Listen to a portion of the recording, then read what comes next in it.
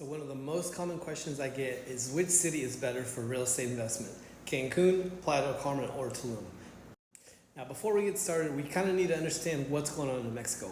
Right now in Mexico, it has a growing middle class, a growing GDP, and a growing working class.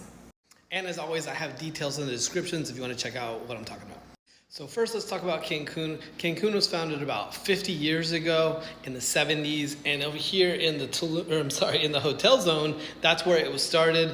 And if you look at pictures from 50 years ago, there's literally all sand and a couple palm trees. So it really wasn't developed back then. But as you may know, that's when the hotels started filling in, and then it needed housing for the residents, and that's what you get here. So what you have in Cancun as far as real estate wise is here you have some 30 and 40 and a couple of 10 and 20-year-old condos that are, in my mind really expensive, but they're really close to the beach.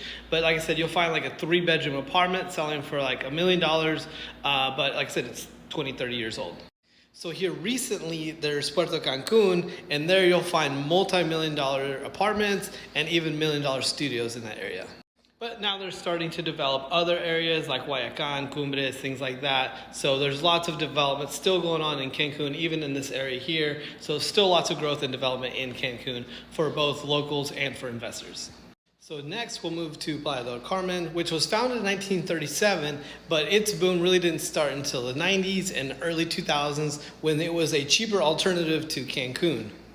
And nowadays, most of the new builds are going on right here. And even like I mentioned with Cancun, there's a bunch of 20 and 30-year-old buildings here. So now when they develop a new property, they're having to pay for the more expensive land and the tear down typically. So typically in this area, you're gonna find studios for about $200,000. And once again, there's still plenty of housing for residential, for locals, things like that. And there's also some luxury properties available in the area, just things that, investors might be looking for.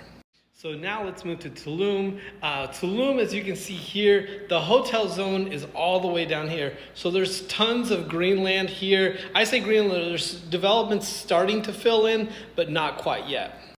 So right now you can find studios for as little as $100,000 in the area. And even here, this is region 15 and 8. Those are obviously starting to fill in. And then up here is kind of where you find more property for locals. There's some affordable housing over there, or affordable investments, depending on how you want to look at it. And there's also some very affordable investments in this area. But one of the rumors is that eventually the hotel zone will be a walking zone similar to Quinta Avenida. And I know that sounds like a stretch, especially if you've been there before. You're like, there's no way that they're going to turn this into Quinta Avenida. But keep in mind, the airport was once a rumor, the Tren Maya was once a rumor, and even the national park was once a rumor. So in my humble opinion, I still think Tulum is the best option for most people, both short-term and long-term. But if you have any questions, let me know in the comments or just shoot me a DM.